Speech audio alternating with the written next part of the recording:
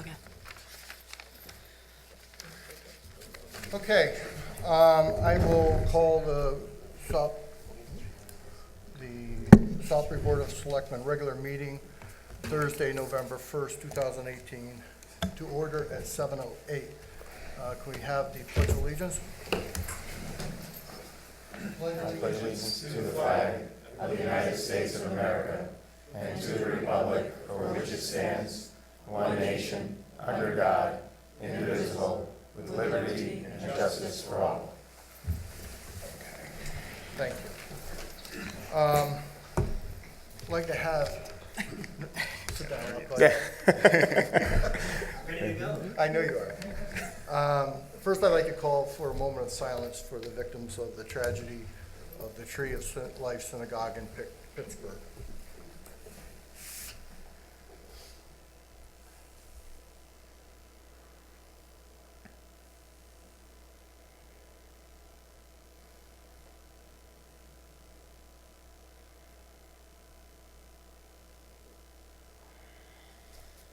Thank you. Selectman Rosen had asked if he could, I guess there's a blog. Yeah, I just want to. We're not going to, but go ahead. Yeah, it'll be quick. First, I just want to thank members of the Board of Selectmen and members of the community who attended the memorial service that was held, community-wide, interfaith, wonderful service that was held at B'nai Israel on Sunday. For those who couldn't attend, if they'd like to attend another, across the country, synagogues across the country on Friday are conducting Solidarity Shabbat services. So Friday evening, I believe our service starts at 7 or 7:30. If you check the website or check their Facebook page, there's a post on it. But everyone, all are welcome, and we'll be honoring the memory again of those lost. So I just want to take brief remarks, and I know we can get to the agenda. So when I moved here from Long Island about 10 years ago. This summer will be 10 years. And had never experienced anti-Semitism in my life before then. When my son was about 10 years old, some of you have heard this story, my friends on the board. He was, he's a hockey player. A kid on his team, 10 years old, found a $5 bill on the floor, picked it up, and said, "Hey Eli, you're a Jew. Jews like money. Is this yours?" And then came, in the years that followed, the name-calling, bagel boy. And then he went into the high school, the very casually told Holocaust jokes at the lunchroom table. I experienced it myself on a softball field just this summer. Holocaust jokes, randomly told, not knowing who's around. So for those who don't think that the type of anti-Semitism and hatred that led to the violence in Pittsburgh, to those who don't think that it exists or that could happen here, you are sorely wrong. So I wanted to read just a blog post from a gentleman named Grant Oliphant. He's currently head of the Heinz Endowments, but he is the former head of the Pittsburgh Foundation, the big community foundation that serves Pittsburgh. Jeff asked me if there's anything political in this post. And there is one section that some might view as political, but it's not the point, and it's not why I'm reading it. It's called "We Are the Cure." It goes like this. Early in Fiddler on the Roof, the character Tevye asks God, "Send us the cure. We've got the sickness already." On Saturday, both sickness and cure came home to my neighborhood of Squirrel Hill in Pittsburgh. The sickness came, as the entire country now knows and will too soon forget, in the form of a man filled with anti-Semitic hatred and armed with weapons of war, who in his dark and meaningless rage slaughtered 11 innocents attending services at Tree of Life Synagogue. For much of that long, terrible day, and lingering still, all I could sense was the sickness. You feel it in your bones, see it reflected back in the eyes of your friends and neighbors, the grief, the dread, the helplessness, the heavy sense that this is not the end. It was natural but pointless to ask how this could have happened. We knew immediately.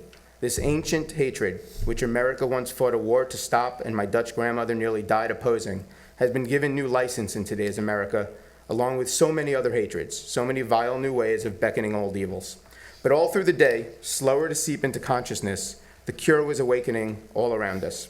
It was there almost instantly in the astounding bravery and professionalism of the police officers who rushed in and prevented so many more from being killed. 4 were wounded, and all were willing to risk their lives for people they likely had never met. It was there in the immediate, intense, heads down, arms wide focus of leaders in the Jewish community who threw themselves into tending to distraught families, working with police and gathering community, Jewish and non-Jewish alike.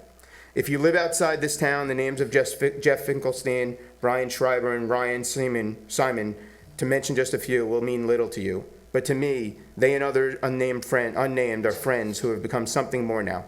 Quiet heroes we will always want at our community's side.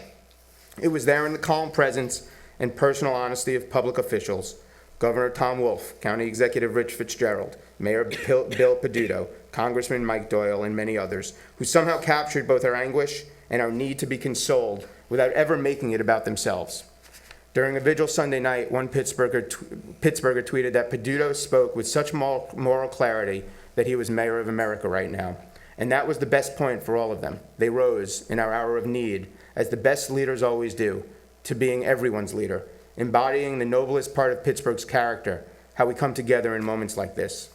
It was there in the students from Taylor Alderese High School who organized the vigil that brought our community together on Saturday night. It was there in the diverse thousands who stood in the drizzling rain at Forbes and Murray, who prayed and sang and hugged and wept and found strength and solace in each other. It was there in the student whose voice trembled as she vowed her community would not be terrorized by this act of cowardice, and by another who shouted, "We are still Squirrel Hill." It was there in the small moment when the Reverend Glenn Grayson, who lost his own son to gun violence and suffers that wound ripping back open with every new act of hate, still found the strength to lead a little group of us in prayer. Everywhere I've looked since Saturday morning, it's been there. People searching for ways to help, leaping into action, lighting candles, bringing food, organizing. There have been more offers of help than capacity to respond, so we funnel our caring into planning gatherings, checking on friends and neighbors, lingering in conversation, holding each other's silences. Sunday night's vigil, vibrant in its celebration of Judaism and Jewish life, broad in its embrace of the broader community, offered one of the most inspiring collection of speeches I've ever heard. The theme at the heart of every single one was that love triumphs over hate and will again. But this we must remember, not by accident, not without intention, and not without action. There is a context to this. We are becoming so inured to these moments that we risk forgetting the totality of what is happening around us. Violent right-wing extremism is on the rise in America. Just now, in the days before this attack, a white supremacist murdered 2 elderly black shoppers at a grocery store in Louisville. Another white supremacist mailed bombs to multiple current and former elected and government officials and wealthy donors critical of the president. The tale of terrorism in America today is the tale of armed white supremacists increasingly emboldened to commit acts of brutal violence. It is common now to hear the sentiment that we all should tone down our rhetoric, and there is no question the language of hate and divisiveness should have no part in our civic dialogue or in our hearts. But if that is true, and it is, then we must be willing to courageously call out and demand better of leaders who dog whistle acts of violence for the cheap thrill of a laugh line at a campaign rally, who peddle in racist and anti-Semitic conspiracy theories, who draw moral equivalency between Nazis and the protesters who oppose them, and who use empty thoughts and prayers as a cynical device to ward off sensible gun laws. There is a sickness in the human heart, and love is the cure. Coming together in community is the cure. Embracing each other in all our differences as one people, that most assuredly is the cure. But love comes with accountability. It demands more and better of us than indifference and silence. We see the world not as it is, the Talmud teaches, but as we are. The gunman who took so many lives on Saturday saw the world not as it really is, not even remotely, but through the hellish lens of his own twisted fantasies. We can only create the alternative by being the alternative, by being the tolerant, loving, inclusive, and yes, mutually accountable people we aspire to be and know we must become. Thank you. Like I say, I think that's why you were joined by most of the community and the board with you at last Indeed. Sunday. I was profoundly touched how they ended the vigil with God Bless America, Yep. that we all sang. Yep. I was profoundly touched by Yeah, that. so again, I encourage if those who would still like to join Friday night at B'nai Israel, there'll be another service. So. Okay, thank you. Moving along, we've got a big agenda. Dustin, now is your time. Sorry to delay it. No, it's- So I'm here to get right up to the town pool, as I'm sure. It's not Is it on. on? Uh-oh. Exactly a minute. Oh, there you go. As I'm sure you remember, I was here before you in the Board of Finance about a year and a half ago to provide an update then on the condition of the town pool. And at that time, we were faced with two major problems, and that was water retention and surface erosion. Surface erosion, of course, it was an abrasive surface. It was cutting and scraping the hands and feet of patrons, and our aquatic staff on a daily basis had to address these issues with Band-Aids and small measures. The more significant problem correlated to that was water retention. So the water was escaping from the missing material in the pool walls and collecting behind the pool walls, and oftentimes freezing, expanding, and compromising the structural integrity of the pool walls in our often harsh New England winters. So the solution then was proposed to install a PVC membrane that's 60 mil thick to provide a continuous loop from the perimeter system to the other side of the perimeter system, an airtight, watertight seal to prevent water from escaping and collecting behind the pool walls, and then to provide a cushioned surface so that it wasn't abrasive to our patrons. That was approved. Work has since began very recently since the pool closed. We got right on it. During the scope and the project of work, it was revealed after layers were peeled back that our perimeter system is now in disrepair. We have attempted to repair it, but it's not feasible to repair. It's beyond repair. It needs replacement. So now we are faced with three pressing major issues, and the prior singular solution is no longer, in my estimation, adequate to resolve those three issues. And of those three issues, there are more that are on the horizon that are, as a result of that eroded surface and the water collecting, it's compromised the pool decking in certain segments. You can see it sagging. It looks like at one point it was attempted to be addressed, but it looks like material and substrate and earth is missing, and in some instances the pool deck is completely hollow.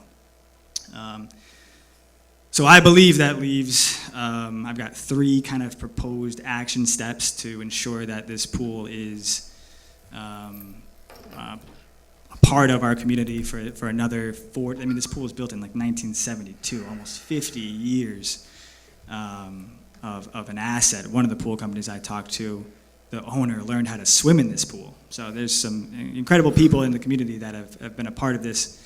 And so anyway, those three steps are, one is to divert funds from the PVC pool liner project to patch the pool, which has to happen. There needs to be concrete parged and repaired and put back into the pool wall to reinforce the structure of the pool itself.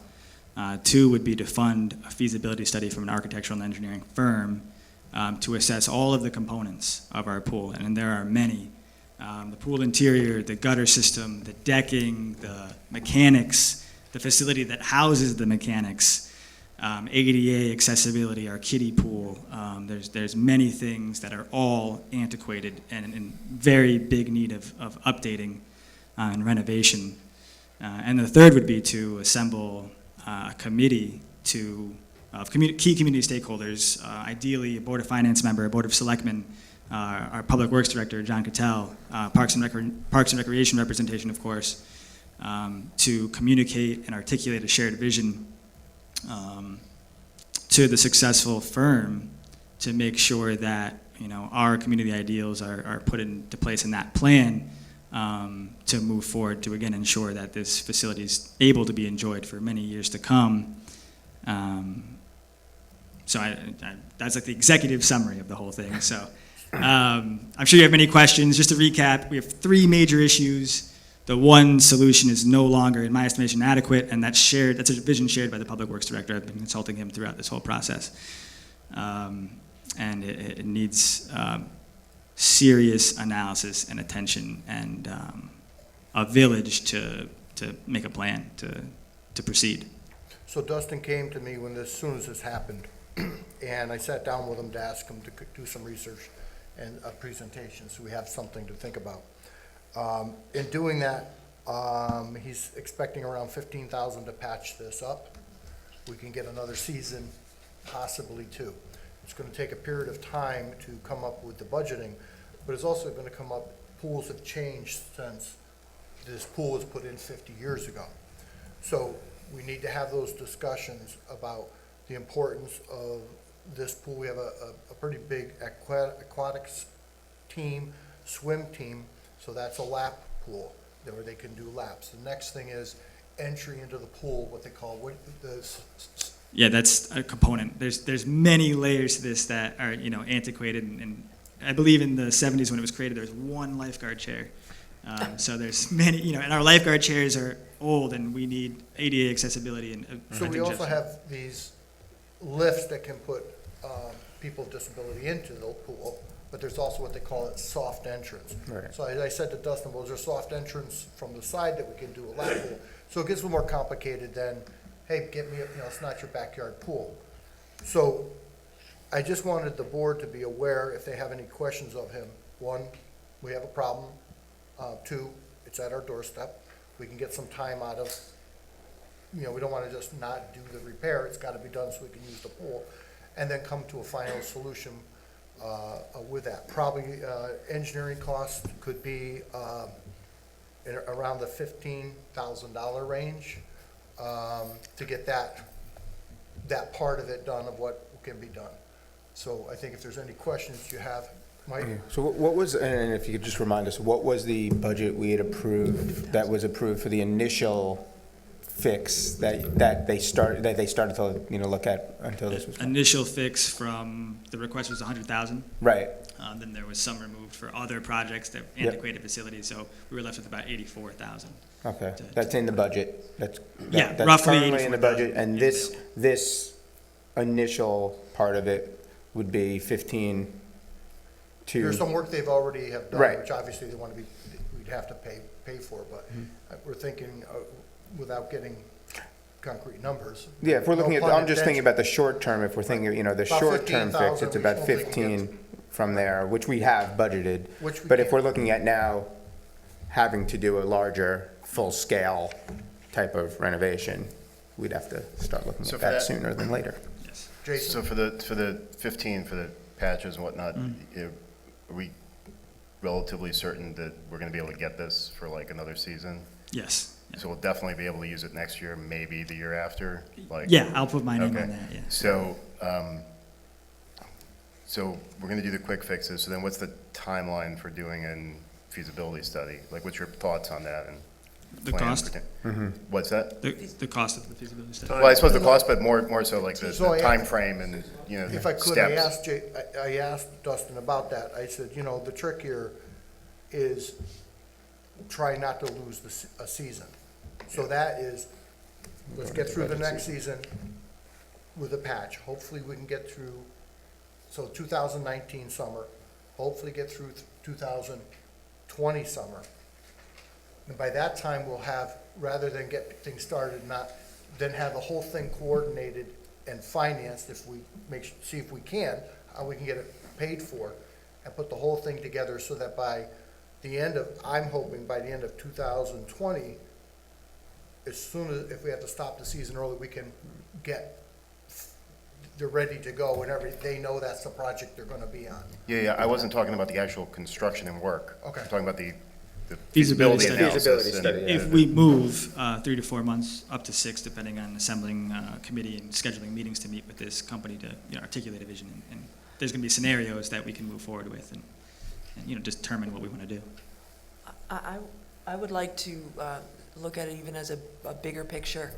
It's a resource that's utilized by maybe 150 people, I don't know, is that families, people? Way more than that. Way yeah. Okay, Yeah. okay, 150 families maybe, or something like that. But is there, I would like to look at it as a much bigger picture. That's a facility that is utilized, but maybe it could be utilized better, maybe it could be managed third party.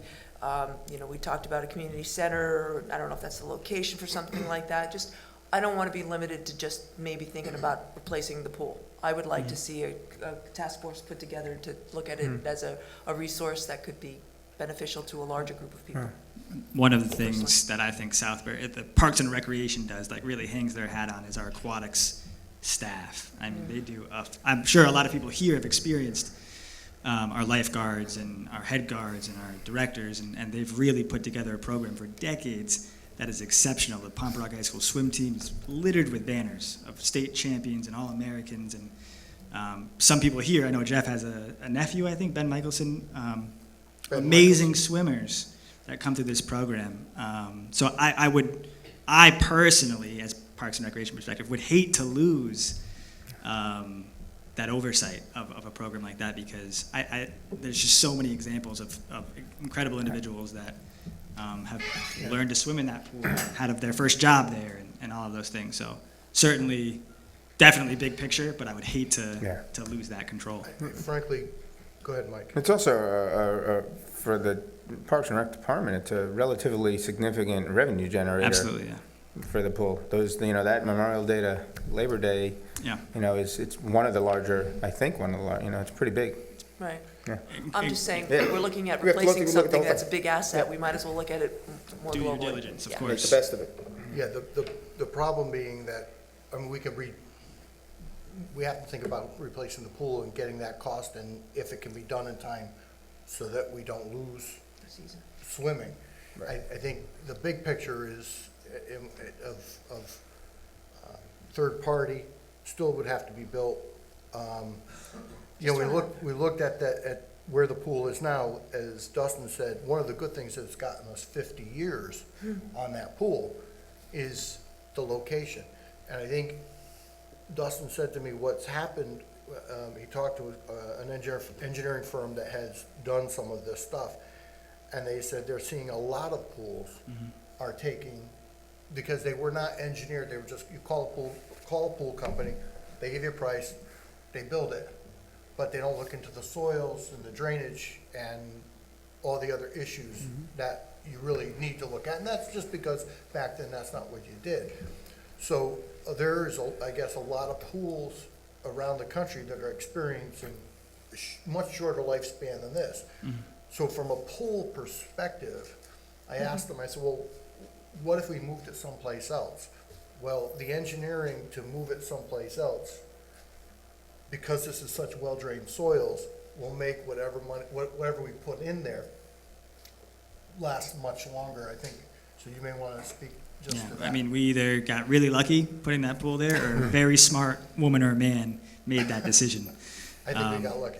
Yeah, so that was way before my time, but it's, coming up on 50 years of a pool that has very little repair and maintenance done, on a long-term basis. So yeah, everybody I talk to, experts in the field, the person that learned how to swim in the pool, who now creates pools for a living across the world, has said that we are so fortunate that the pool is placed exactly where it is, because I wouldn't have had to deal with this problem because I wouldn't have been here. It would have been a long time ago.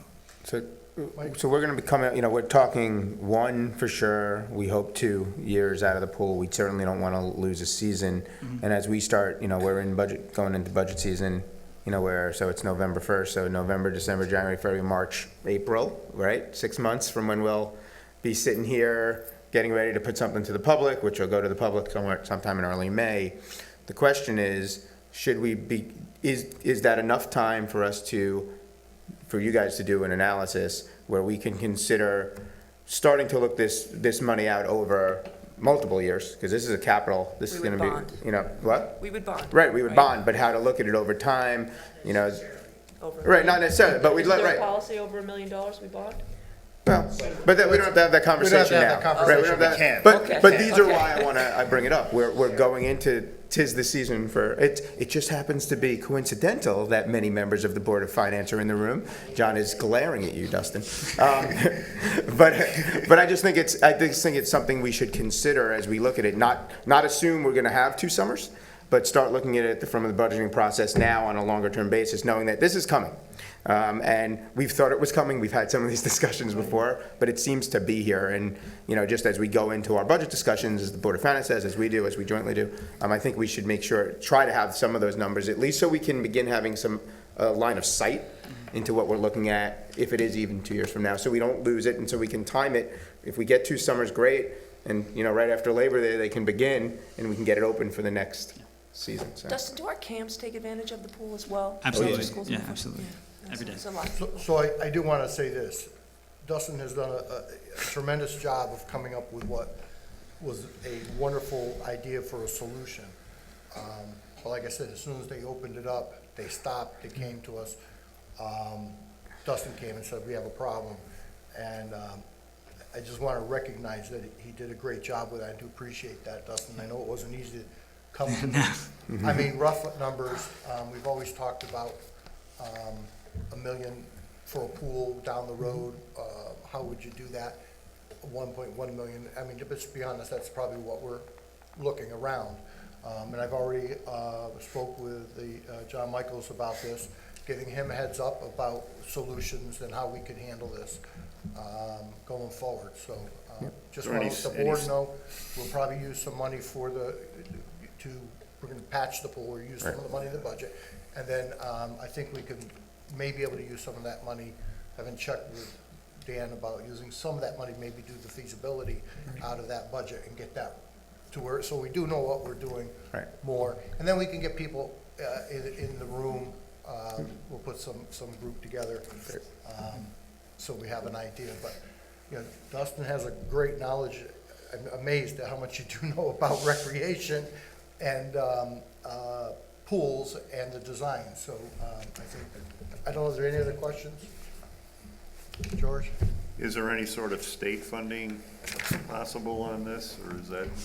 It's Connecticut, George. We're having a tough time getting state funding for Well, they do schools. bridges. I mean, maybe they have a pool. Ask that question local on pool November thing 7th. or something. I don't know. There are Learn to Swim program grants. I actually took advantage of one from Southbury to get a CPO certification, certified pool operator, that was conducted in Bridgeport to try to teach people how to do these things, and I was one of the few to take advantage of it. So they're primarily focused towards cities, not. Well, I was thinking of construction of the pool, not so much training. The other question I had, is this the optimal size of pool? Would you Personally, I make would- it I would say bigger? no, Would yeah. you have two pools? I mean, I grew up in a town where, right next to me, there was a park that had two pools. They had the regular one, and they had like a shallower one next door to it. And it was really nice, because, the little kids would go in the shallower one.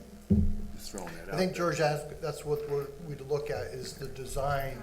When I talked about the soft entry, where ADA can get in through a soft entry, where the pool right now, which has stairs, you need the ability to lift people in. So I think that's what they're gonna be looking at, is ADA, but can we incorporate that with the ability to, if we're doing a swim program with laps, we need a lap pool. Then you have to consider the entry in the pool, because are they jumping in or diving in, and do we have to, so I think we're gonna have to, I'm sure they make them, that's what he'll We're not do. we're not the first town to build a pool.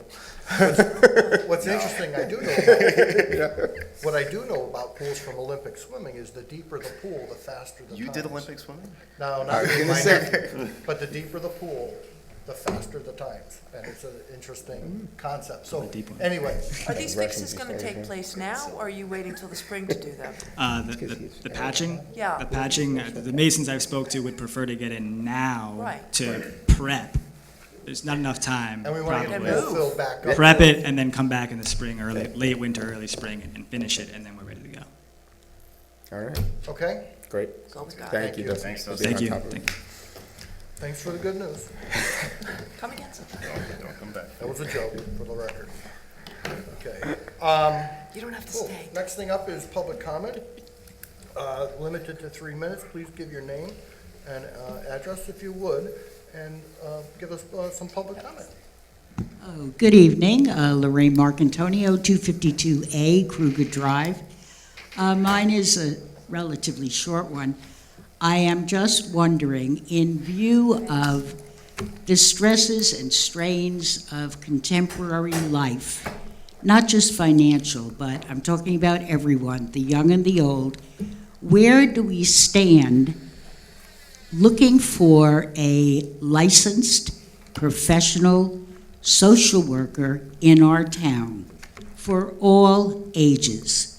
Because in fact, people, they may not have financial issues, but because of our world today, they may have social, emotional stress issues, the young and the old.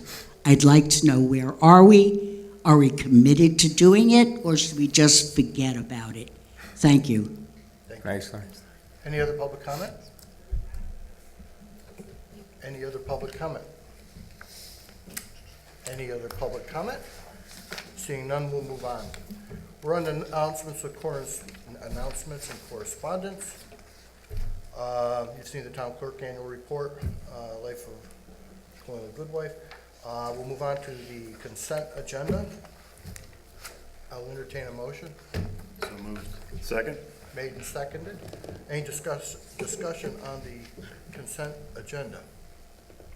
I'll call the vote. All in favor? Aye. Any opposition? Any abstentions? And it carries.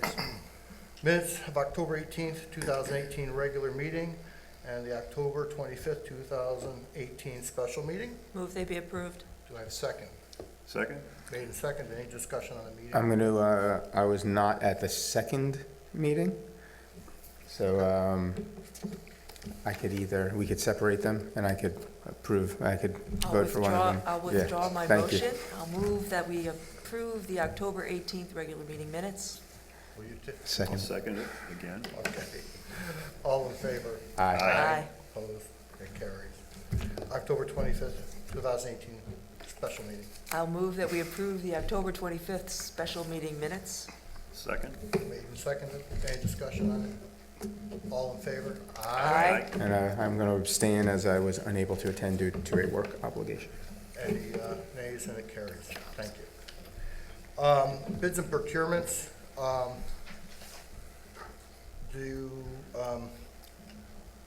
So we met, I just want to let you know, we met with a group of engineers, George, myself, Dan, John Cattell, and we looked at engineers to oversee the East Flat Hill Road bridge construction. This is a standard. And it was Excuse me, Jeff, determined- Ed Nagy and a guy from the state by the name of Mark was also there. There was like 5 people in the group, right? I mean, frankly, anyone could have done, they're all good firms. But the recommendation by John Cattell is in there to go with Wengel, McDonald, and Costello. I don't think we've received anything on this, Yeah. unless I missed it. There's no materials I don't see in the Oh, package. you didn't? No, there's no, All right, so there's a memo from Town of Southbury, Public Works Department, John Cattell to me, November 1st. On August 24th, 2018, the town received 9 responses to our request for qualifications for consulting engineering firms to provide inspection services for the replacement of East Flat Hill Road Bridge over the Transylvania Brook, bridge number 05031. These responses were short-listed to 5 firms by a 3-member panel consisting of Selectman George Bertram, Easton Public Works Director, and town resident Ed Aggie and myself. A selection committee consisting of the 3-member panel just noted, along with state DOT employee Mark Brines and myself, conducted interviews of the 5 firms on October 24th, and they selected the firm of Wengel, McDonald, and Costello. Please have the Board of Selectmen approve the award to this firm. This is just the oversight. Is there any significant issue if this is not approved tonight, but is approved 1 week from tonight, because we are meeting 1 week from tonight at a special meeting?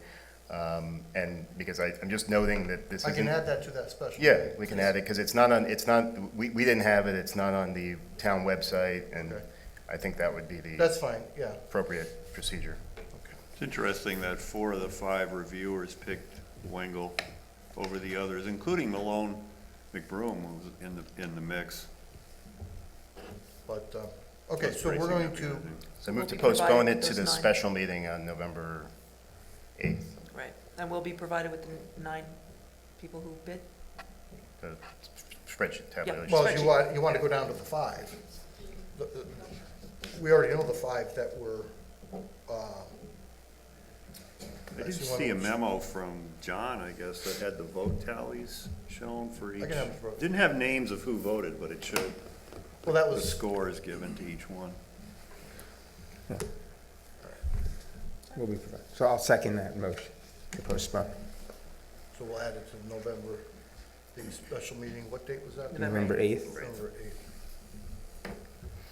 Okay, we will, let's call. Made and seconded. All in favor of the motion of taking it up at the special meeting November 8th, say aye. Aye. Opposed? Abstention? It carries. Unfinished business. I will, Jeff, I'm just gonna grab Jeff Tinley. yeah, if 'cause you're on. He's still that's here. What I was, Thanks. Yes, he's in the, thank you.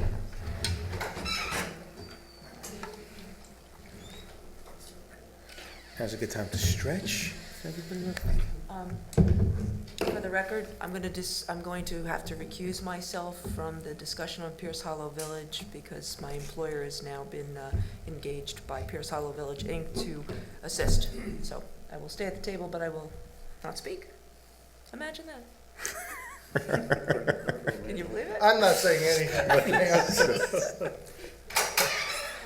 learned something about, I don't speak when I'm speaking. Works it well at home. Right. Hey, Jeff. I was talking to Jeff before the meeting started, and I asked him, has he ever been to so many board meetings ever, because he's been a town attorney for a while. He said, no, this board has broken the record as far as Jeff We're having doing a to lot. attend meetings. He said, that's what he said, we're doing a lot, There yeah. you go. Nice. We're working hard. Nice. All right. Okay, so we're gonna, Pierce Hollow Village, Jason, you've been asked to look. Yes, there were some questions raised at the last meeting. Jeff Tinley talked about what he's found. Gail McTaggart, as you know, represents Pierce Hollow Village, and I don't know whether anyone here saw it, but she put a letter together based on discussions with Jeff Tinley regarding municipal exposure under the environmental statutes, of which, according to the letter, there's none. I circulated it to everyone shortly before we went into the special meeting, so it's in your emails. I'm not sure if anyone has seen it. But there have been some discussions, and I think Jeff has more info on what he's discovered from the state. I did take a look at the special act, and it does have that pretty clear reverter clause as to if we don't use it for this purpose, it goes back to the state, stuff like that. Is there not a paper copy of that letter? There is not. Correction, there is. There you go. I have not seen this yet, Oh, but you sent it to me personally. But You sent it to me is personally. the product of discussion I had with Gail, she sent it to me. where we talked about the fact that we had the Envirotech report. I, with the permission of the people of Pierce Hollow Village, called them and spoke to them about their report, what they did and what they didn't do. They're supposed to get me a scope of work for a full phase one, see what that would cost, so that if the town wants to consider that, or Pierce Hollow Village wants to consider that, they'll know what's involved. But as far as what that report found, it found no levels of any contaminants that require remediation other than the presence of asbestos shingles, asbestos in some of the other building materials. There's potential for lead paint. But it was a limited investigation. I think there were 5 test borings that were done into the soil, nothing found there. The net of it is that under the Connecticut statutes, there is an exemption for a municipality which takes title to property under these circumstances, that you're not responsible for spills or discharges. So that's a good thing. And in terms of the other things that we know about or suspect with regard to this site, they generally fall into the category that if you don't touch it, you don't have a problem. If you don't put a shovel into the ground, no one's going to make you come and remediate. If you want to sell it, you know, a buyer is going to want to have the full investigation and insurances and whatever. But that's not this situation. It can only be used for one purpose. So if you have conditions that are there, like asbestos, if you do demolition, then you have to dispose of the asbestos material properly. If you dig and find something, you have to address what you find. But the mere fact of taking title should not cause a significant exposure to liability for the town.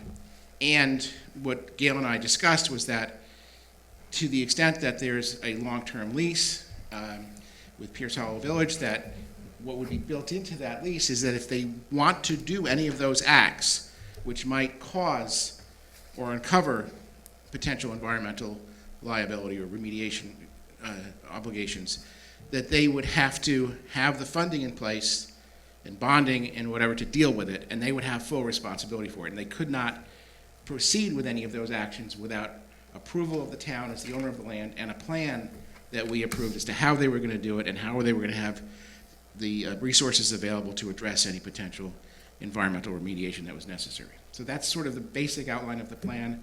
I also said to Gail that, given my sense of the board, that I think it would be something you would want and also prudent if there was a legal opinion sort of summarizing the basic concept that if you take title, that fact alone should not cause any exposure to remediation obligations.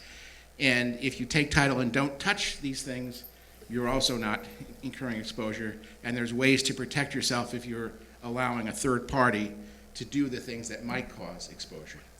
I said if that was in a letter, in a legal opinion from a lawyer, that's probably prudent and would be of great comfort.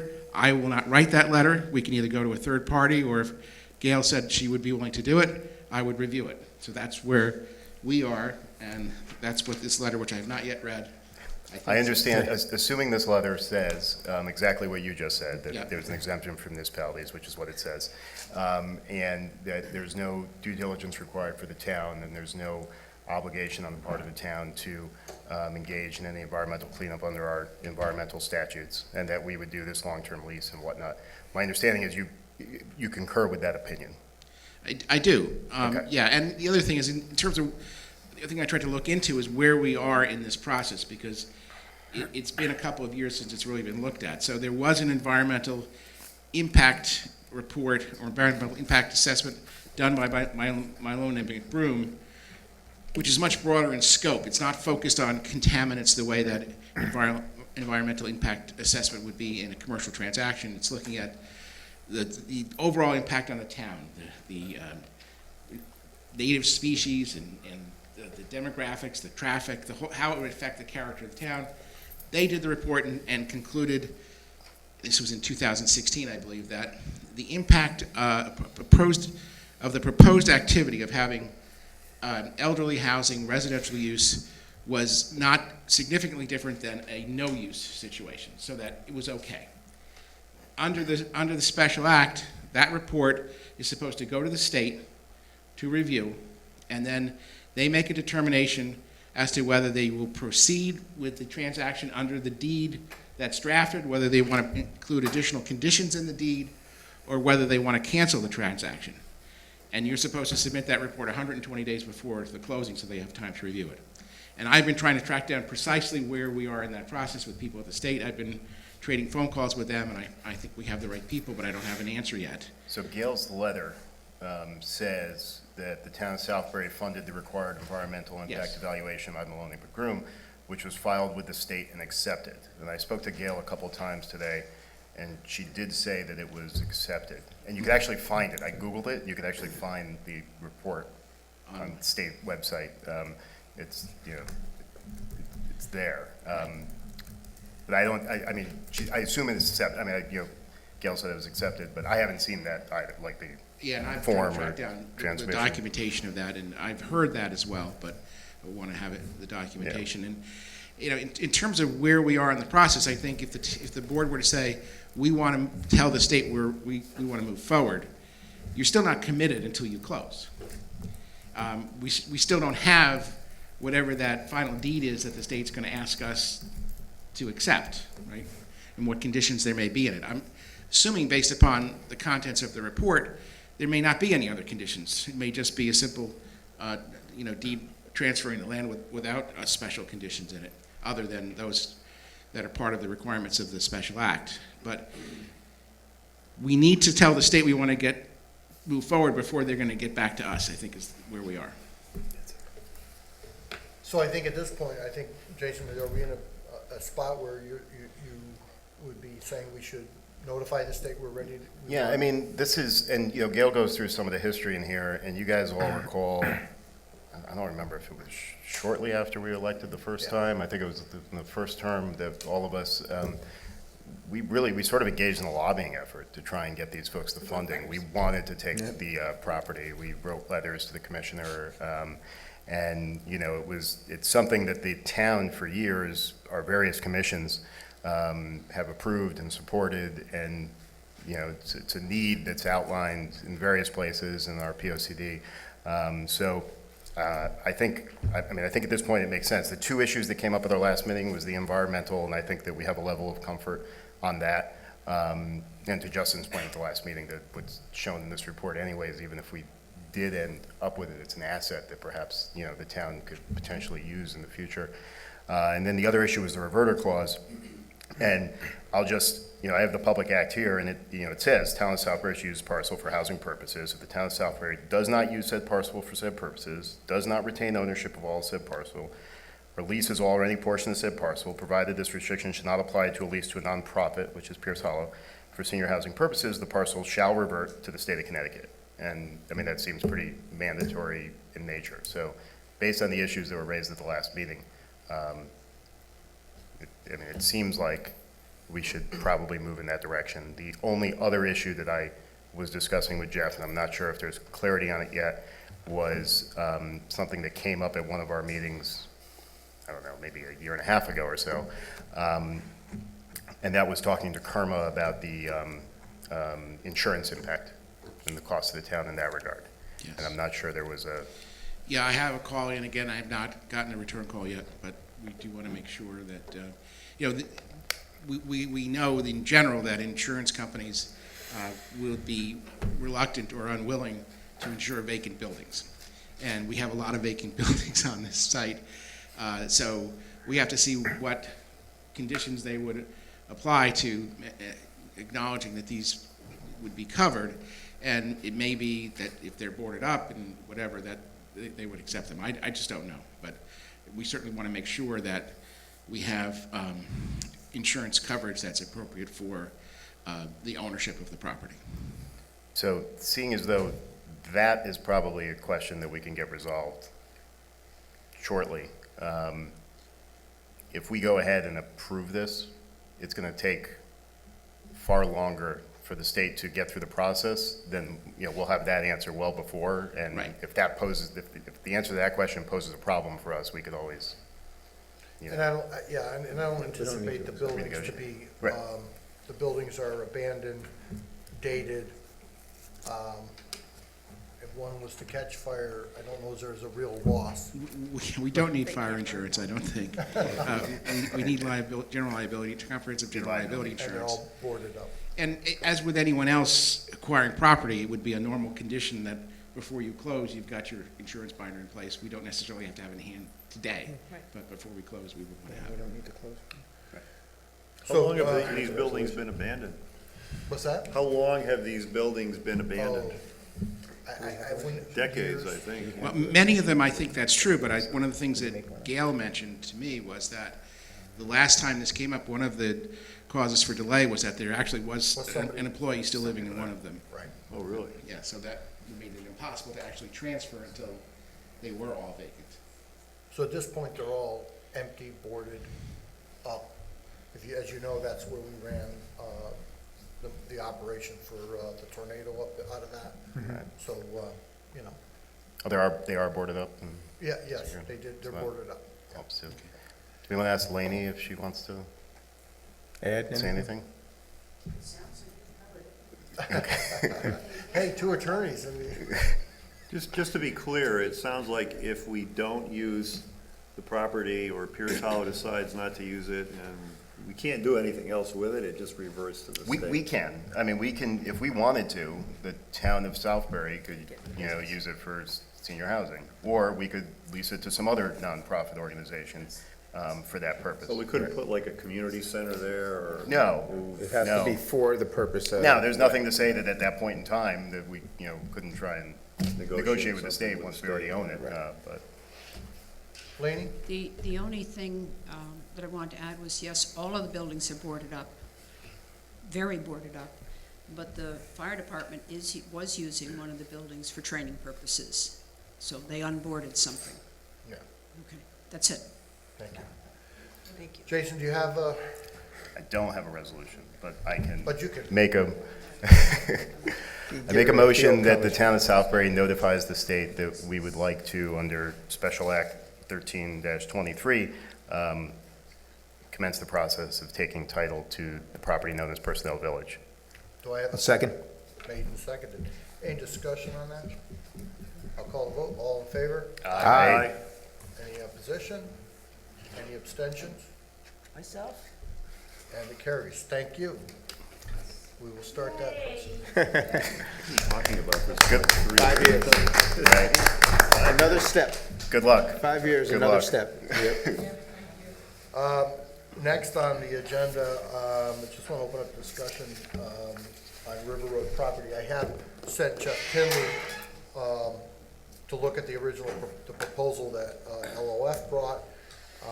We're also, I haven't got anything back from Jeff yet on that. He's been busy with other things. But I do want it on the agenda for discussion moving forward of what we're going to do.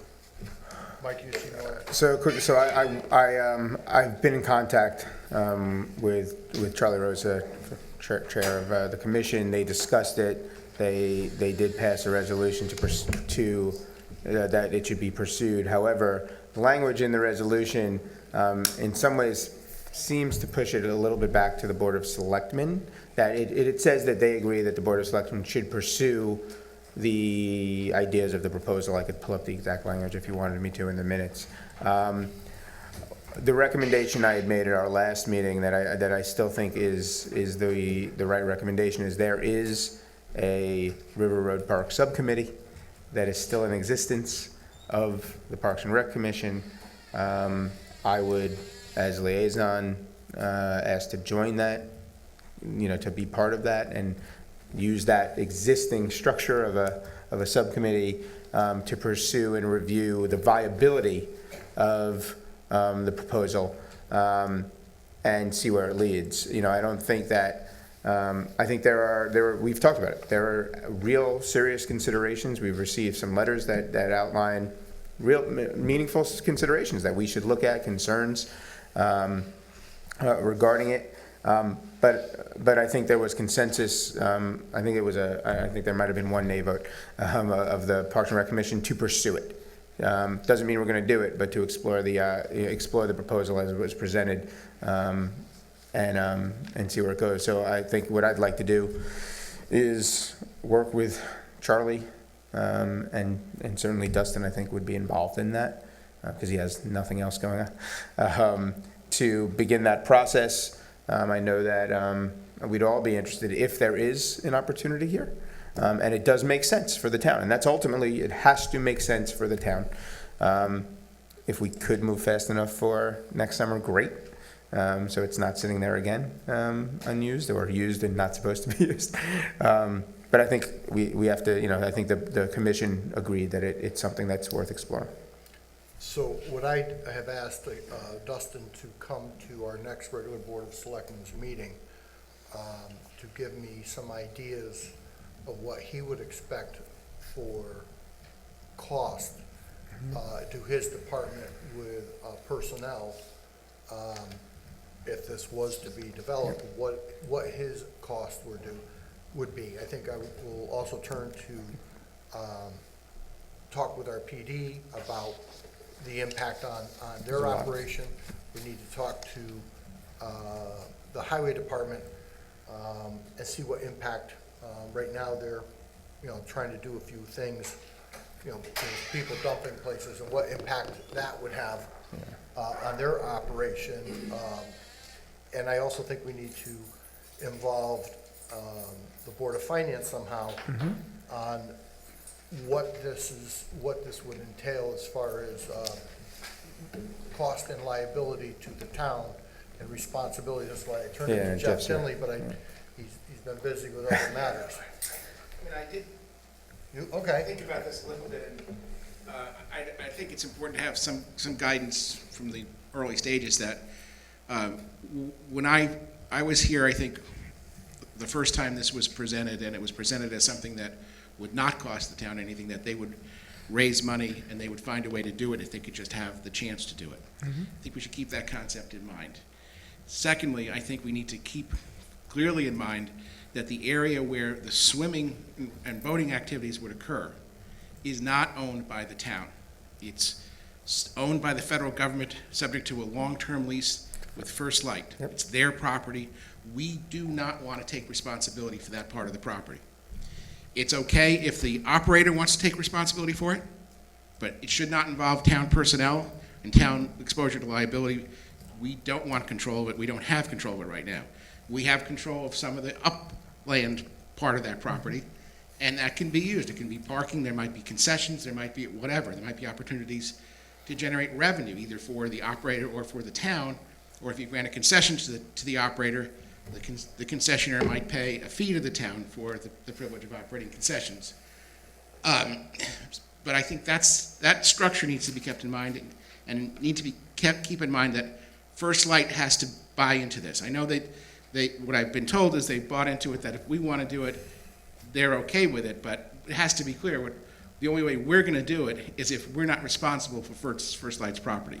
Either they continue to be responsible for it, or the operator is, but the town, I don't think, wants to step into that role. Fair enough. And just so everyone knows, the motion that was approved by, I have it pulled up, was the motion to have the Parks and Rec Commission suggest to the Board of Selectmen that they pursue the proposal as presented by LOF, subject to the approval of town attorney as to language, wording, liability issues, et cetera.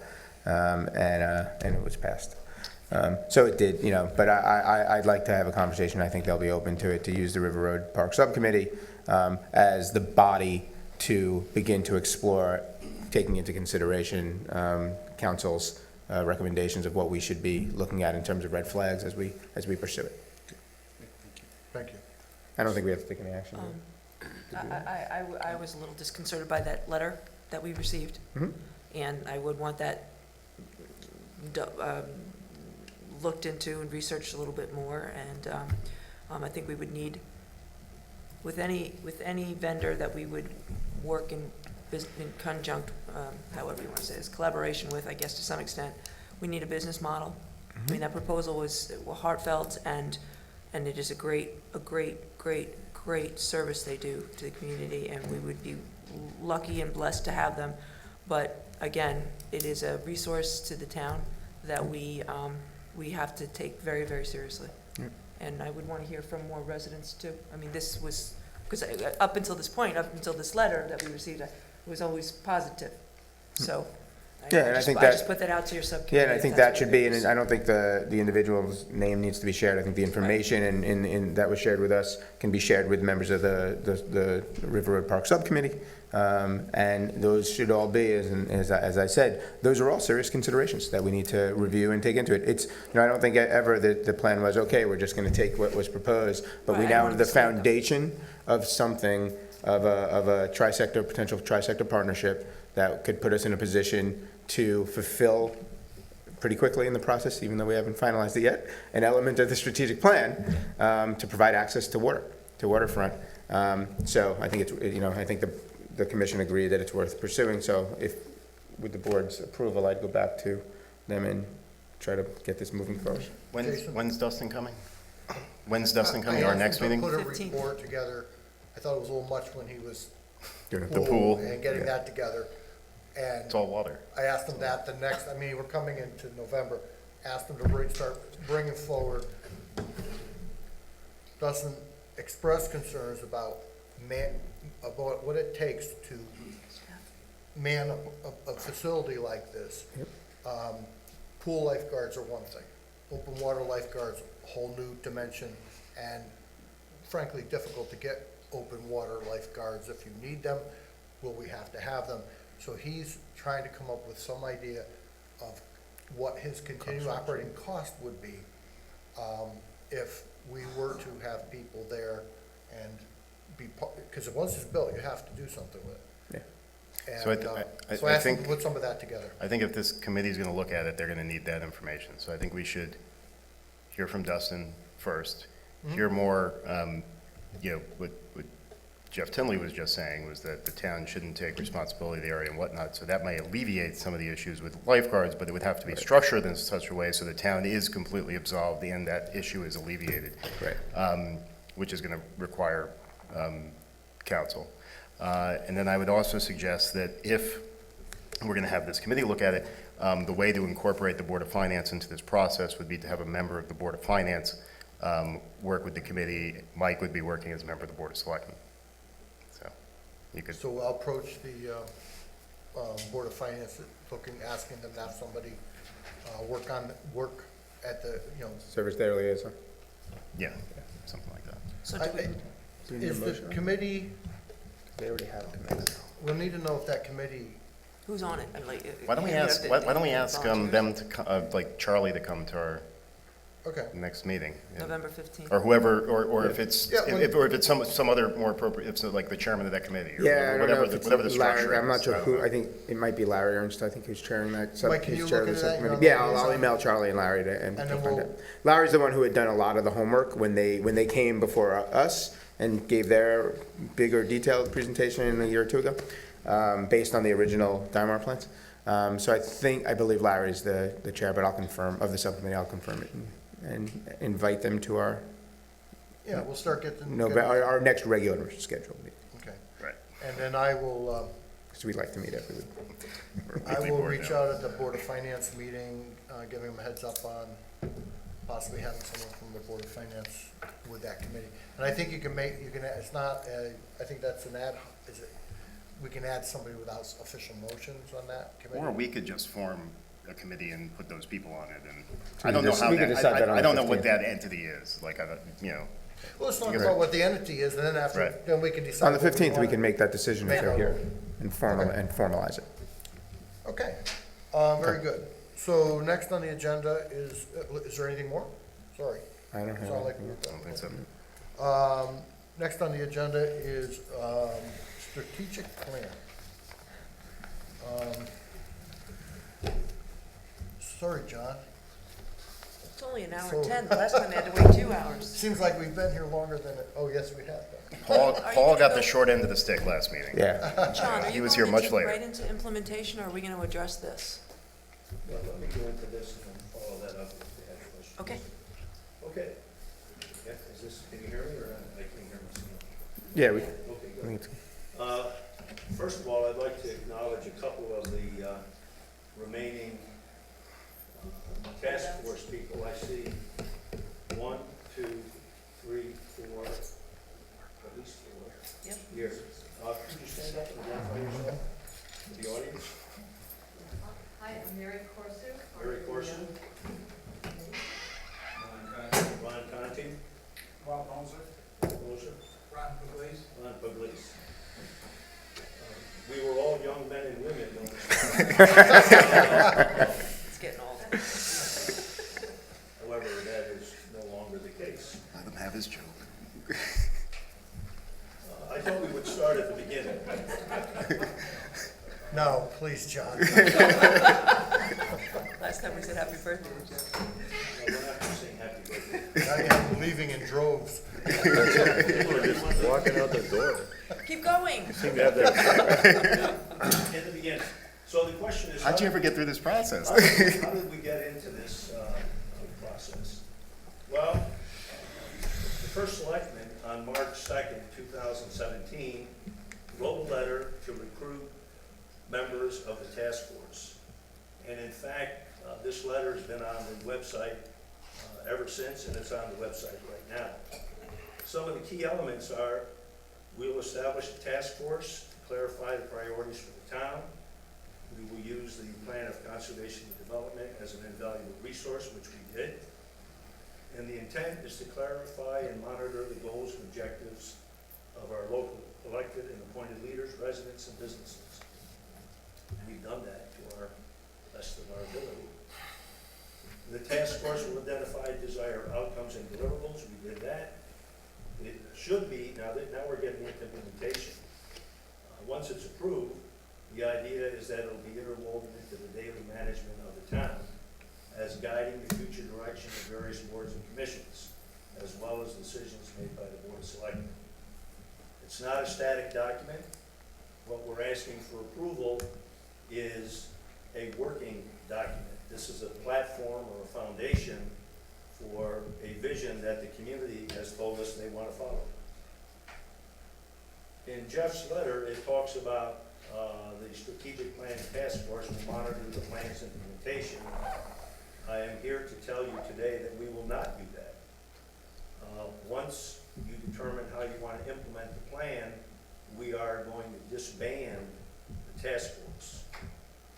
We voted and we unanimously decided that we want to do other things with the rest of our lives.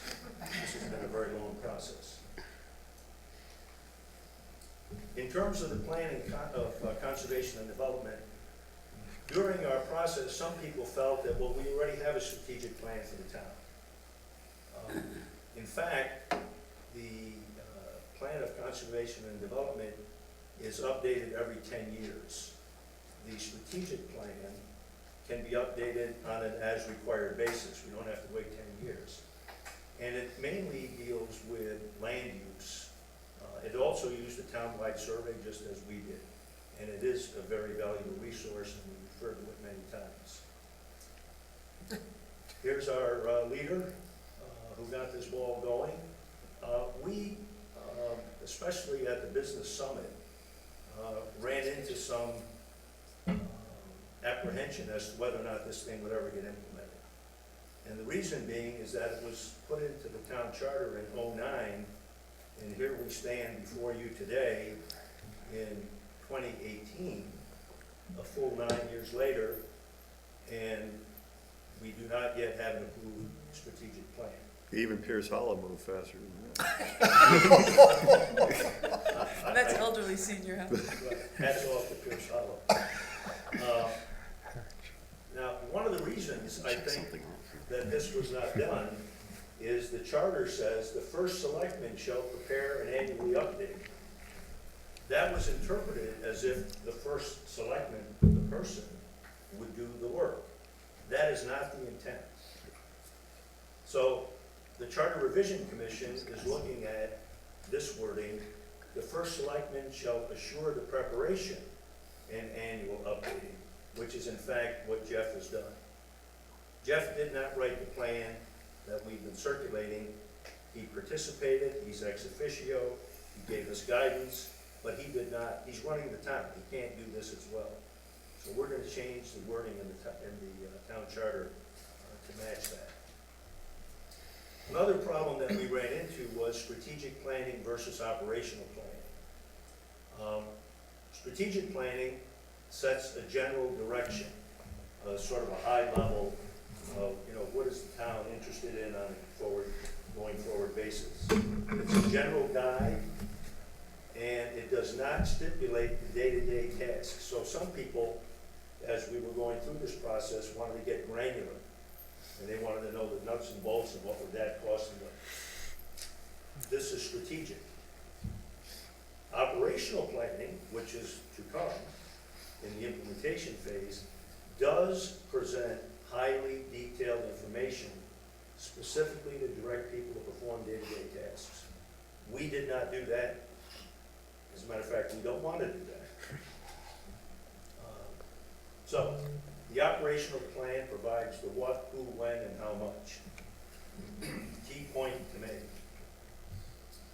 Paul last time talked about the areas of focus: growing the grand list, efficient town government, and quality of life. Our town website, as a matter of fact, as I was going through it, found out that this is on our front page. If you come to the town website, you see a picture of the first selectman, and under his picture are these words. Our website is designed to provide useful and timely information about the town of Southbury. It's part of our strategy to expand and make effective use of information technology for the purposes of improve citizen services, attract new businesses, streamline operations, and lower operating costs. And those fit into the economic development bucket and the efficient town government bucket. So we're in alignment. You already know where all this stuff came from. A lot of community input.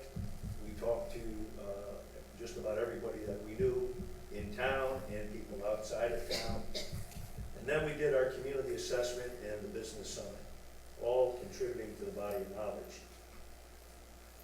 So we think there's three pieces to implementation: leadership, which are our elected officials; the management, which is the day-to-day operation of the town, which is the department heads and boards and commissions; And then oversight. Our recommendation for your consideration is that we have a strategic plan commission. Now, that's a recommendation, you can determine what you want to do. So it took us 18 months to create the plan.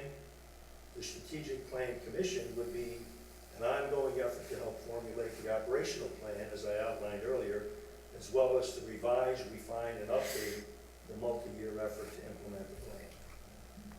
These are our current boards and commissions.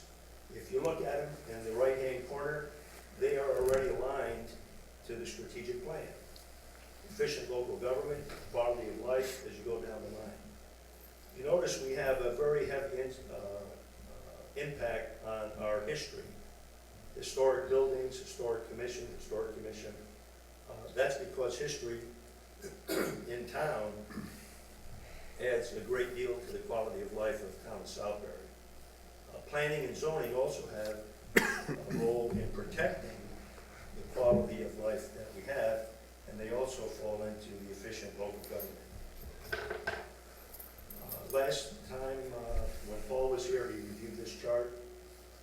As I said, their task force is completed and disbanded once you approve it and figure out how to implement it, and then we move forward from there.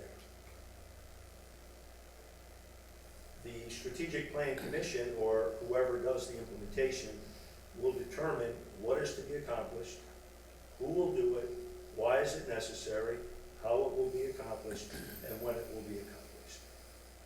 Key elements: if you have a plan, most strategic plans never get implemented. And the reason they don't is because they don't have an operational plan in place. So, who would implement it? Our elected officials, our boards and commissions, our town employees, and our volunteers. And that's the list of all the boards and commissions, committees, and so forth that the town of Southbury already has in place to implement. Why do strategic plans fail to be implemented? Well, those pictures are very dramatic, but plans are not implemented for less dramatic reasons. The chart I'm going to show you is not related to Southbury. It's, we asked questions and did research. How come strategic plans aren't implemented? Here it comes. Lack of leadership. Arrogance. Now, we don't have any arrogant people in Southbury, but when we did our research, we found arrogance to be an issue. Arrogance of elected officials. Failure to celebrate success. Politics over leadership. Lack of an operational plan to implement. Leadership, personal preferences. Lack of proper oversight. Lack of understanding of the plan and communicating it. Lack of resources. Lack of accountability and follow-through, and lack of commitment. And notice this is a partial listing. I'm sure there's other reasons not to do it. So, tonight, we're asking you to approve the plan as presented, understanding that this is a process. Not every word or statement in there can be done for reasons that the community didn't understand. They don't know everything that goes on in government town. The plan is a beginning. It will be revised and refined over time by input from the community, elected officials, boards and commissions, town employees and volunteers. And it's intended that existing departmental plans, the library has a plan, IT has a plan, other boards and commissions all have plans. Where are they? They're all over the place. Our objective is to integrate them into the plan so people can go to one place and see how we're going to go into our future. So, the Southbury Strategic Planning Task Force seeks approval of this plan tonight.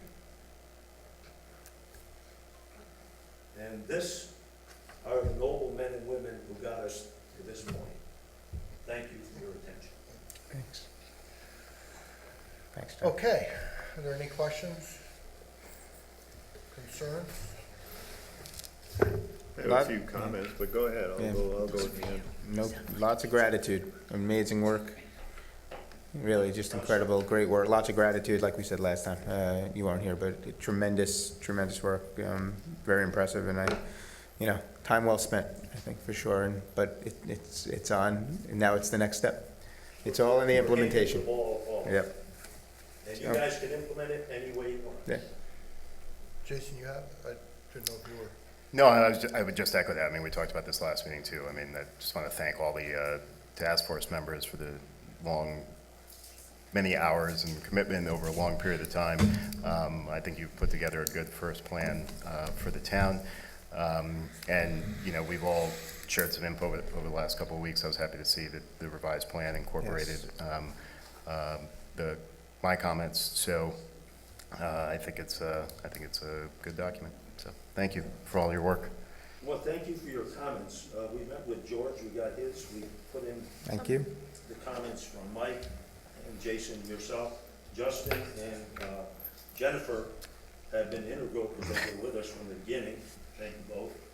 And we had several meetings with Jeff where he refined the wording and or had questions asked and answered. George, did you have something? Yeah, I had a meeting with John, Jennifer, John Riley, and Paul Butler. Yeah, nice meeting. I was a little skeptical about the plan before I went into the meeting, but I think you folks answered a lot of my questions. And my biggest concern was just the plan seemed to indicate that we were obligated to spend money for certain things, you know, fund this, buy this, develop a community center.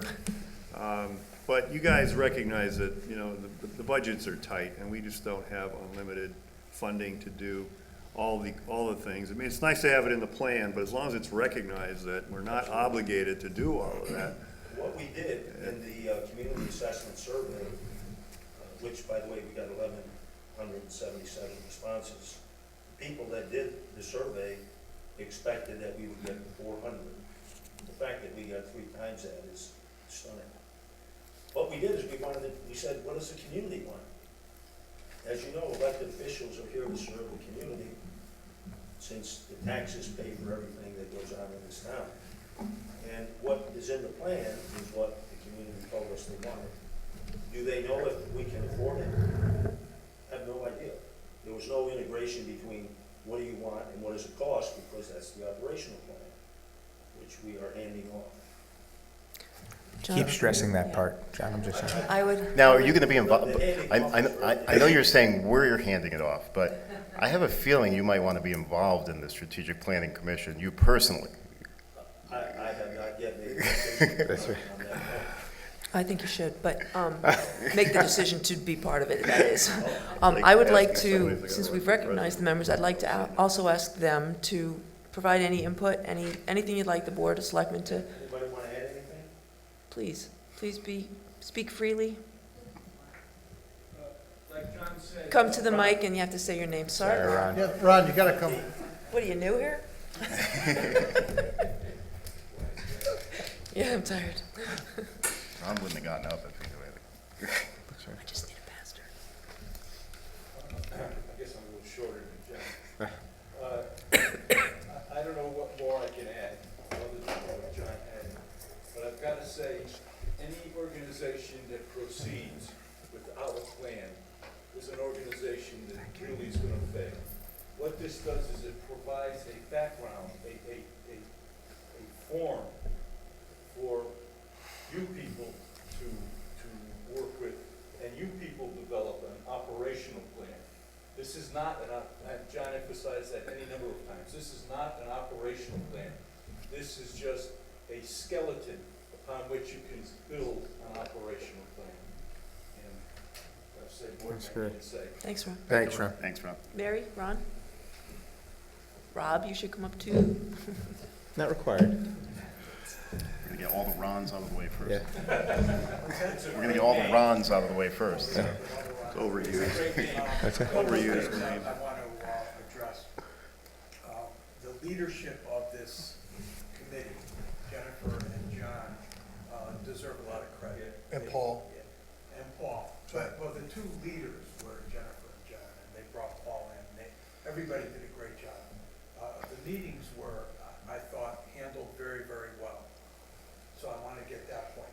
But the other point, to George's comment about, I don't believe the Strategic Planning Commission or the Strategic Planning Committee advocated spending any money. I think basically, no, George. We didn't advocate for that. these are all recommendations. So, for example, the economic development position is something we thought would be important. That's not up to us to make that, other than a recommendation. Some of the other things that were in there that I think you may have thought we were advocating for spending money, I don't believe that was what we were trying to do. We're putting together a document that we took from a lot of different sources and a lot of different recommendations that people made. So, not being critical of you, I just want to make sure that we're all on the same page on this. So, Mary? do you- Thanks, Ron. Thanks, Ron. Thanks, Ron. Very Thank much. you, Ron. Thank you, Ron. It's a great vest, Ron. It's a very good-looking vest, Thanks, Ron. Hi, Mary. Mary Corson, part of the task force. I just want to say I was very happy to be a part of it, to work with such very involved, energetic, interested people. I've been here for well over 40 years, and I love Southbury, and I like to see how things are progressing, and we are into everything. There has been a very, I guess, the same tone about how they want the town. I'm going to cross over from this to economic development. People like what we do here. They like our town. They like how we do it. And I think being part of this strategic planning is good to keep that what they like of the 117 responses and to go forward with it and to incorporate. We're going to be developing, we're going to be growing, but I don't think we're going to be growing like that. I think we're going to be just steady ahead. That was a great opportunity to be part of this. Thank you. Thank you, Thank Mary. you, Mary. Thanks, Mary. Thank you, Mary. Thank you, Mayor. This is Jennifer's making me do it. Ron Moser. First, I want to thank Jeff for the opportunity to participate on that task force to help him develop the strategic plan. I guess the only thing, there were a lot of comments about us making recommendations to spend money. I agree that wasn't our goal, but I think in addition to an operational plan, as we look at this moving forward, I think you have an opportunity to also develop a community engagement plan for the town and let folks know about this is what they want. And there are reasons why they can't have it, and they just want to be communicated with. But ultimately, I mean, the backbone of what this plan was that survey, which we did get 4 times or 3 times the number of responses that were expected. And maybe there is a disconnect between what the town knows and what the town should know. And there's an opportunity for this board to communicate that and the reasons why they can't have what they want. But I would look at it, if you have an opportunity to spend money, here's some ideas on things that the town does want. So, Having been through 3 budget cycles Thanks, with this Ron. board, Thank it's been plainly evident that there's just not a lot of discretionary spending money available for projects that Yeah, I think But we'll Rob, go plan. beyond what the basic fundamental stuff we do. yeah, Rob brings up an excellent point. We work very hard to be transparent, inclusive, and collaborative.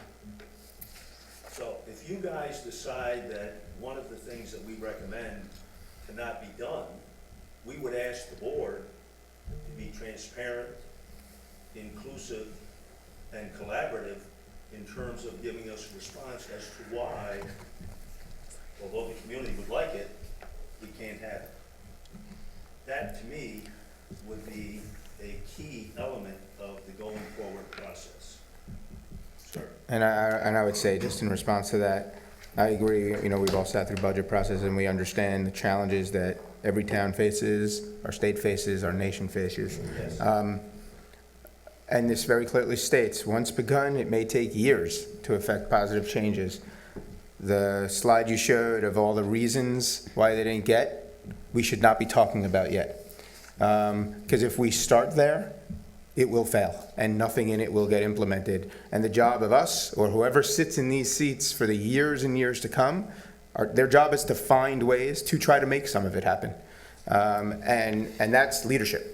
That's leadership, getting creative on finding new funding sources, public-private tri-sector partnerships, whatever it may be. But to go into it saying, well, great ideas, but we just don't have money, I think is a very dangerous way to start. And we should go in with optimism. A bunch of hardworking folks with the feedback of almost 1,200 residents, and then some probably, because they just participated in the survey, who came to workshops and meetings. worked really hard on this. It's a framework for a potentially brighter future. And I think we should go in saying, let's see what we can do. Let's see what we can do and what we can afford. But you have to start there and be pragmatic about it. But you have to also get creative. Not opposed to optimism. Yep. Justin, do you? I would add a little bit to Mike's point there. You know, when you look at things that are in the plan, there are certainly some wish list type items there. And the biggest ticket one would be the community center that people have been hoping for a long time. And I would say, you know, alternate funding sources are what we should be looking at closely. Some of the numbers that have been thrown around for that type of a facility are very large. I think 10 million was one of them. But you know, our library was put together not with you know, a lot of taxpayer money. There's a 501(c) for the library, the Friends of the Library. Maybe our Parks and Rec department or some future community center committee would create a similar thing and go out there and try to get money from residents, corporate America, what have you. There's a variety of sponsorship opportunities that could be created for that. I am not opposed to community centers. In fact, I've been part of community centers. I think the first one was the YMCA in Hartford. Then I was involved with one in Naugatuck, and then Danbury, then the Danbury Brookfield, which is a wonderful YMCA. And I was part of that for decades, really enjoyed spending a lot of time there. So, I mean, I'd love to see a community center come into town. But my perspective on the town is based on the numbers that are in your report, showing just how many people are on the Alice list and how many people are struggling to make their payments. We're an interesting town in that we've got about a third of the people have, you know, extra money, and they want the nicer things. They don't mind paying higher taxes, but a third of the people are really hurting. So every time I see a tax increase, I think about those folks. I mean, I've met people that are living in houses that, you know, they're retired and they're on fixed income, and I've seen the look of terror in their eyes when they think about the next tax increase they just can't afford. So I balance that, and if I sound like I'm pessimistic, it's because I'm just, you know, people just can't deal with tax increases. Many folks in this town just can't. The first pillar in the plan is grow the grand list, advance economic health. So. Well, you figure out how to do that, turn up the grand list style, and then we got more money. But it's part of it. But it's absolutely part. By the way, if we don't think we can do that, we should all just, you know, raise our hands and walk away. No, I think we got to try. But towns die that way, and we won't. Okay, Yeah. we're gonna get a little. Yeah, let's move it on. May I please call for a vote? Yes. May I please make a motion? Hold on. I would just finally say that one of my concerns, or was my concern, I hope this is never used politically to say, you didn't do this, or you didn't, or whatever, because it is a plan, and it's gonna be recognizably a long-term plan. It's much more complicated than just saying, let's do this. So that's my one thing I was saying was, it shouldn't be used, and I don't see anybody here doing that, but I think, I just hate to see down the road, and hopefully people will recognize when someone does that they speak up and say that's not what it is. Whoever's sitting in my seat needs to know that, you know, well, you didn't create this yet. The antidote to that is to be transparent, Right. inclusive, and collaborative. So if the people know why we can't have A, B, or C, whatever it might be, George, they're fine with it. Right. I agree, but it was just a concern. No, I understand. I think that's a valid concern, and I really do respect that, and I think in your letter, you should put that in your That will letter. be And I do want to say something that Ron actually pointed out, our committee was void of politics. Right. So that should carry forth in the way it's And I implemented. think that's when I've got to compose a letter if we pass this. I will let the air out of the tires. Everyone's speaking, you know, so negatively about it, Jennifer. I did have, not to delay your vote, Jennifer, but I did have a question on implementation. Have you given any thought to sort of what you would envision or like to see as a size of a committee, the makeup of a committee, things of that nature. We didn't want to be presumptuous and present that tonight because we don't have approval. But following approval, we can come back. You'll come back and do a presentation and on do a that? presentation shorter than this one. We'll take you up on that.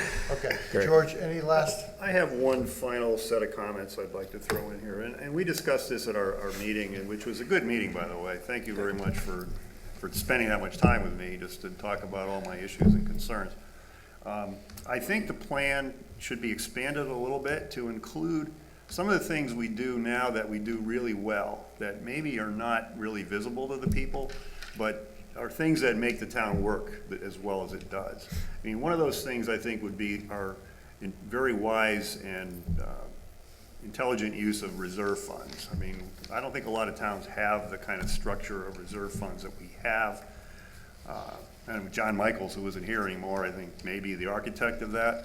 But I think some wording in there to say, okay, this is our plan, we're doing it, I mean, but this is part of our strategy, and it's one of the things that makes the town work, and maybe it's not obvious to a lot of people. I think another thing, and this goes to some of the work Jeff has done, has been our road management program, which is really, I mean, roads and bridges are the biggest thing that the town does. We're responsible for that. You know, that's the biggest chunk of our municipal budget goes to roads and bridges. And there is actually a strategy and a plan, and I'd be happy to enumerate those items for anyone, and Jeff could do it as well, I'm sure, but I think that should be codified in the document in some way. And I've said earlier, we're open to all of that. When you read it, if you want to add to it, we're asking the community at large to do that, and certainly the Board of Selectmen to do that as well. I think they did add those two But items, though. we Well, did that add, was part of my, but I was Right. thinking go in more detail, okay, what is it, what is the strategy, how does that work? Well, we're up to 64 pages, and we've had to push back on the length of the size of it. And, you know, I think the plan for, we can address that as, like I said, this is not a static plan, it's gonna be changed. I think you would have a hard time, you know, the Board of Finance has their reserves on, and the way they orchestrate this, and the roads and bridges, of course, they have a plan in place, and it works, it is working. We have better That's roads it. than any of the surrounding Yeah. towns But do. I just say that, you know, but that's not what a forward-looking strategic plan doesn't need to look back. It doesn't need to say, keep doing what we're doing. It needs to create a framework. And if we're doing that work already, great, let's keep doing it. But I don't believe we need to say, we've had a great policy on reserve funds and plan. We have a great strategic road plan, let's keep doing it. I think that gets into too much detail of what should be in an operational plan and what already is operationalized by our Board of Finance, for example, or what is operationalized by Public Works. I feel badly we're having this Yeah. conversation when people in the audience may Yeah. not know exactly what we're talking about. But anyway, I do have handouts of the core pillars of the plan for everybody to look at to understand exactly what we're talking about. But we did touch on George's comments so that we could get you all to pass this. I just want to say one last thing about it, in that you know, people 10 years from now, we're probably not going to be sitting here. There's going to be another group of people. And John Michaels is going to retire at some point, and we're going to have another Board of Finance. Who knows what they're going to do. I think the things that have been done, that have really made this town work well, they should be codified somehow. I mean, they're not looking forward, but they should be continued into the future. And I If think Paul was here, he would say that. You know, a little bit of disagreement with what you said, but he would say, honor what you do well, so that it continues. Don't take it for granted. So that's what we. I would totally We're agree in with the that. town we are today because of all the good work that's been done in the past. Right. Exactly. That's why we moved here. And I just say, let's recognize those features, those strategies and plans, and say, okay, it's not new, but let's keep doing it that way. Right. Let's not change it. Okay. Mr. Manville, Jennifer. may. Would you like to say something? Could I call for a vote? You'd have to make a You have to motion make a first. motion, that's how this works. I call the vote. Oh, okay. Yeah. Sorry. Okay. I would like to make forget that. I'd like to make a motion that we approve the November 1st version of the strategic plan with its edits. Betsy has already received them. and address implementation moving at our next meeting. Is that a lame resolve? Second. Made and seconded. Any discussion on the motion? Hearing none, I'll call the vote. All in favor? Aye. Any opposition? Any abstentions? And it carries. Thank you. Thank you. Thanks, everybody. Good job. Thank you. Yes. Okay. You are released. You are excused. Ron, you don't want to hear about requests to donate? It's your bedtime. Thank you so much. Past all their bedtimes. See you around. You saw the request to donate property. It's a piece of property, you have it in your, you have a recommendation, you have it in your packet. I'll Make a move the motion. resolution that the Southbury Board of Selectmen, upon recommendation of the Planning Commission, hereby accepts the donation of property from Mrs. William Hagner as described on map 28, block 15, lots 38 to 44, subject to administrative requirements, including a physical inspection of the site. Have a second on that? Second. Made and seconded. Discussion? I would just like to reiterate that, as I mentioned, I had been going to the planning meetings and this. Interesting question. Yeah, it was. That the language including a physical inspection has been added. It's okay, Maeve. So I just like to understand who's going to be responsible for those physical inspections. Are we to be, or will somebody from planning do it? Because it was an issue that came up during planning, and I would think that a physical inspection, either should be myself or John from Public Works to look at what's there. Then I would like to add that to the motion. I would like to amend it to say that the first selectman, Public Works Director, or member His of planning. designee, Yeah. first selectman or his designee, would that be? Yes. So the amendment would be to add the first selectman or his designee. Do I have a second? Second. Made and seconded. Any discussion? All in favor? Aye. Opposition? Any abstentions? Carried. So, motion will read, resolved through that and inspection by either the first selectman or his designee on that, all right? Any other discussion? Call the vote. All in favor? Aye. Opposed? Abstentions? It carries. Thank you. Okay. Be nice to go for a walk. Bringing up next is a discussion on human resource. As you know, in our budget is about a $100,000 line item for HR.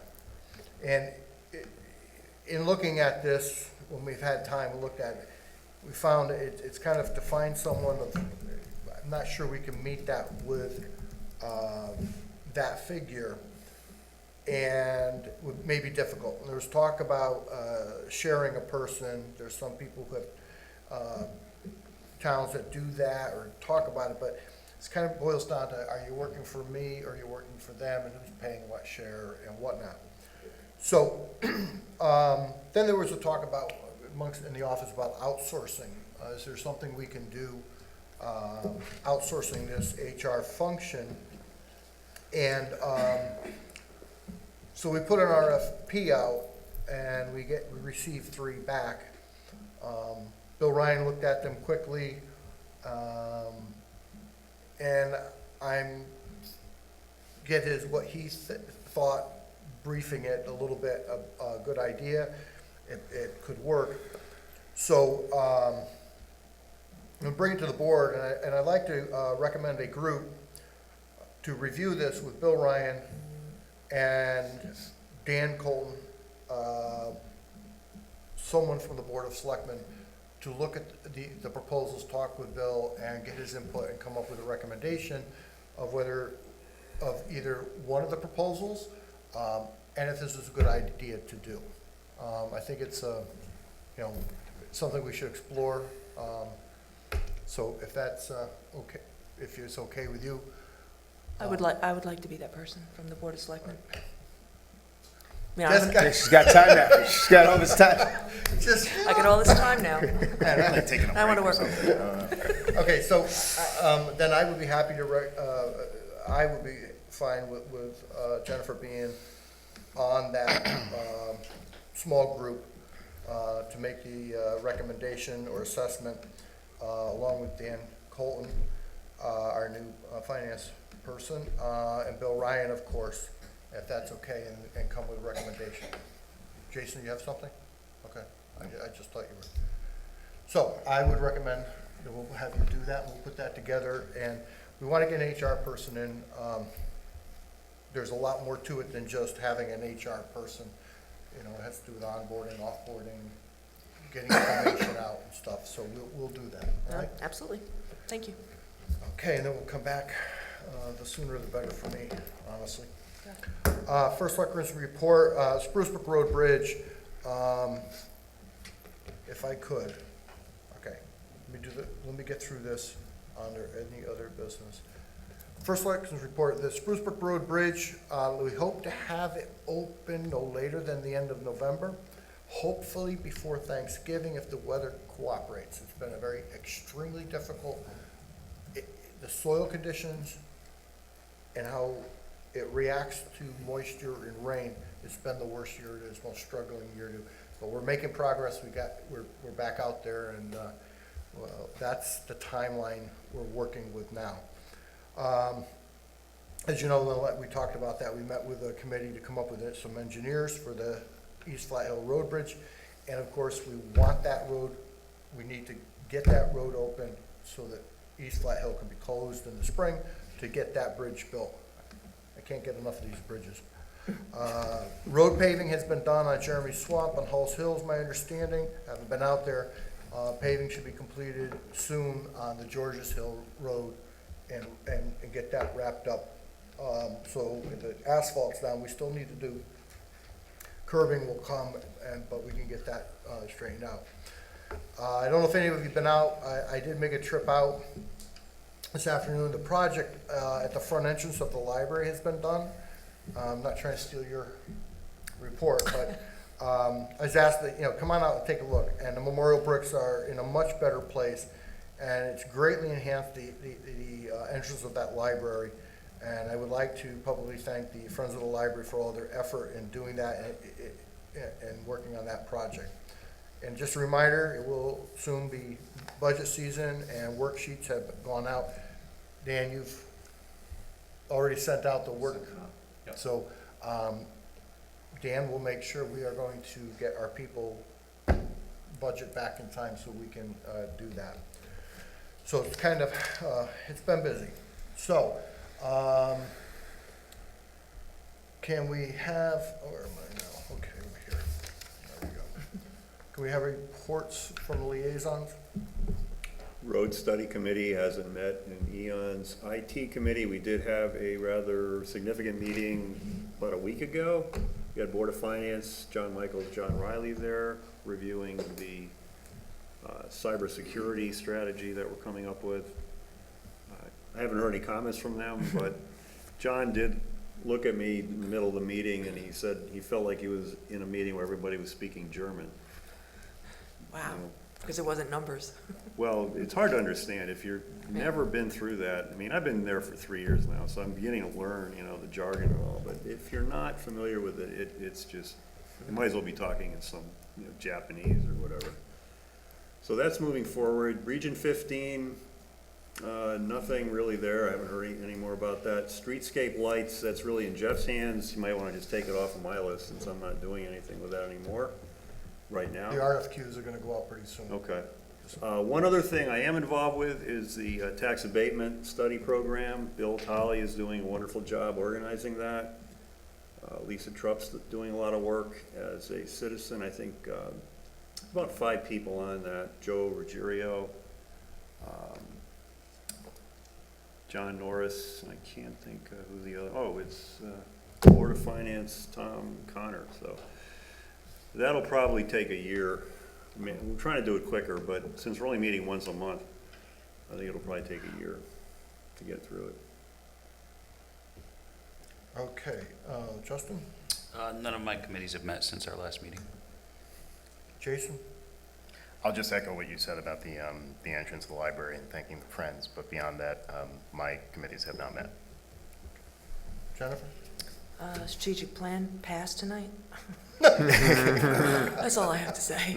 That's all you have to say. That's all I have to say. And then Mike? you volunteered for something else on top of that. Commission met, but I gave the the highlights, and Dustin was here on the big thing he talked about, as well as the LOF proposal. EMS has not met, and they actually they are not scheduled to convene again until the new year. So something for us to talk about and consider as we move forward. Thinking February 6th is a scheduled date. Region 15 met a couple days after our last meeting. The new superintendent and assistant superintendent went through the Regional 15 academic assessment, comparing us to the rest of the state. It's available on the Region 15 website if anyone wants to see it as part of the minutes of their last meeting. And they meet again on the 22nd. So. Okay.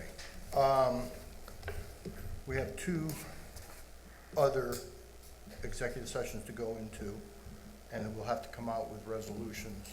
I thought we dealt with the first one already, and we were going to do the resolution. We can, wait a minute. Okay. I have it. I think that's what we just Right. discussed at the last executives. Okay. We were just gonna vote on item 2 here, is that what we're gonna do? Well, right. First So I want to, the resolution will read, Southbury Board of Selectmen, November 1st, 2018. Resolved that the Southbury Board of Selectmen approves the pensions as calculated and reviewed by the plan administrator and actuary for the following: Carl Rosa, William Sarosky, Joyce Gergoski, and Chris O'Toole. Do I have a motion? Second. Made and seconded. Any discussion? All in favor? Aye. I'm going to abstain, as I was not able to attend that meeting, so without the Abstention from Mike information, I'm going to Rosen. abstain.